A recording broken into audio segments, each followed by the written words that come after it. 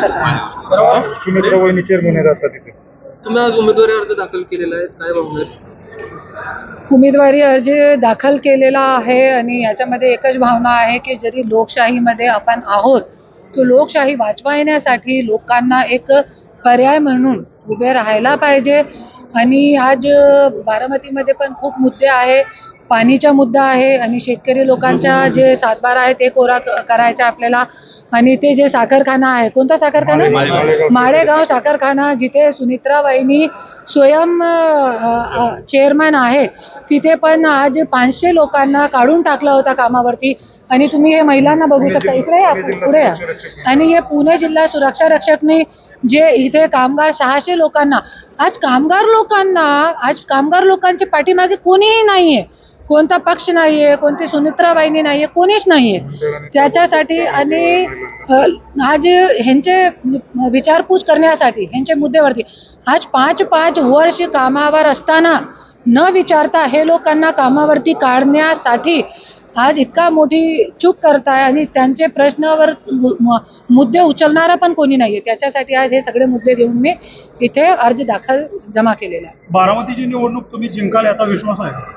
विश्वास आहे ना, मला देवावरती विश्वास आहे आणि जनता जे माईबाप आहे त्यांच्यावरती मला विश्वास आहे. तुम्ही निवडणुकीच्या आखाड्यात राहणार की माघार घेणार, नक्की काय? नाही, माघार नाही घेणार, लढणार आहे मी. आणि मी मुंबईतून इथे याच्यासाठी आलेली आहे की लोकशाहीमध्ये पोटनिवडणूक आहे. अजितदादा सोबत आमची सहानुभूती आहे आणि अजितदादा आहे, त्यांच्याबद्दल आम्हाला काही नाही आहे.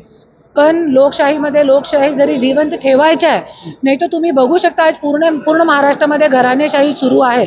तिथे पवार घराणा, तिथे देशमुख घराणा, तिथे मुंडे घराणा, सगळीकडे तेच चालू आहे. आणि नवरा आमदार आहे तो बायको खासदार आहे. आणि आता राष्ट्रवादीकडून नवरा आमदार आहे तो BJP कडून बायको खासदार आहे. आणि त्यांचे जे घरके आहे, मुलगा मुलगी सून आणि ते काय काय असतात परिवारमध्ये, सगळे परिवारचे लोक, जिल्हा परिषद, पंचायत समिती, हे सगळं मध्ये असे पसरलेले आहे. तो पूर्ण घराणेशाहीचे जे जड आहे ते पूर्ण अशी पसरलेली आहे की त्यांना काढणं खूप अवघड आहे. तरी पण मी प्रयत्न करत आहे, क्योंकि माझ्यासोबत जे झालेलं आहे ते कोणासोबत होऊ नये. आणि आज घराणेशाहीमुळे लोकांचे मुद्दे कुठेतरी विसरलेले आहे. आणि आज हे गोरगरीब जनता जे आहे त्यांच्या प्रश्नावर बोलणारा, माझ्या प्रश्नावर बोलणारा कोणी ना होता, त्याच्यासाठी आज मी स्वतःच्या प्रश्नावर स्वतः लढत आहे. बऱ्यापैकी असं पाहायला मिळतं, जर स्थानिक उमेदवार असेल तर पसंती राहते.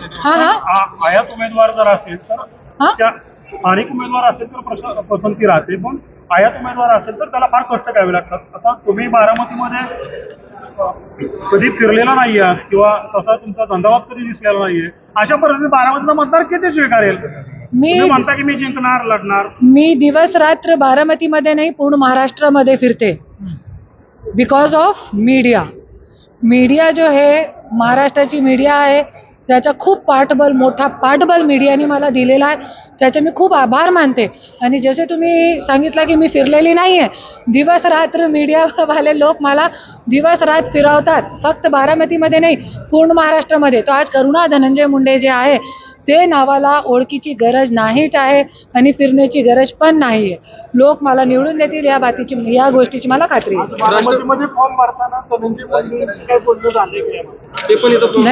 धनंजय मुंडे सोबत माझ्या 2 दिवस अगोदर बोलणं झाला होता आणि मी त्यांना सांगितलं की मी फॉर्म भरणार आहे सुनेत्रा वहिनीच्या समोर.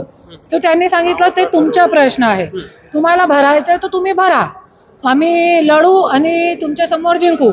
मी सांगितलं चालेल आणि त्यांनी मला ग्रीन सिग्नल दिला. त्यानंतर मी फॉर्म भरला आहे.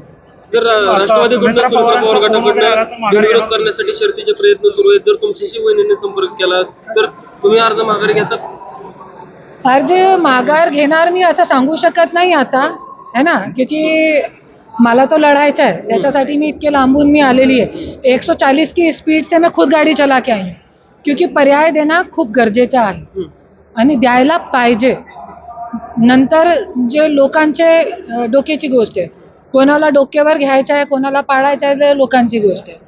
पण पर्याय देणं आपला कर्तव्य आहे. महाराष्ट्राच्या राजकारणात आपण बघतोय की ज्या ठिकाणी जर एखादे नेते जे आहेत त्या ठिकाणी जर एक्सपायर झाले तर त्या ठिकाणी दुसरे निवडणुकीत त्यांनाच हे दिलं जातं. तर नाही, असं सगळीकडे नाही झालेलं आहे. कोल्हापूरमध्ये मी बघितला होता, तिथे पण आमदारची मृत्यू झाली होती, तिथे पण निवडणूक झाली होती आणि असं इलेक्शन झाले होते. बिनविरोध नाही झाला होता. खूप ठिकाणी असं झालेलं आहे. विजयाचा किती विश्वास? 1001% विश्वास आहे. मीडियावरती विश्वास आहे. मीडियावाले जिता देंगे. हिंदी हिंदीमध्ये एक दाखवा.